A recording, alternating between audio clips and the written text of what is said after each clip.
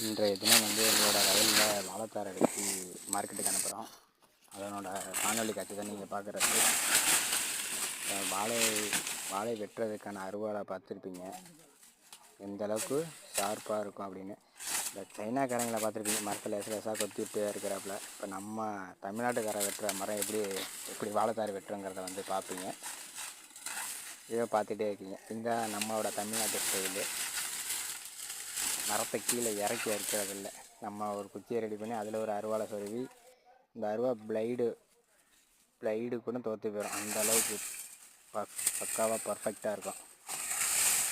நல்லா தரமான அருவாவாக இருக்கும். அப்படி தொட்டால் வெட்டுறதே தெரியாது, மேலே காய வச்ச மாதிரியே தான் இருக்கும் அருவா.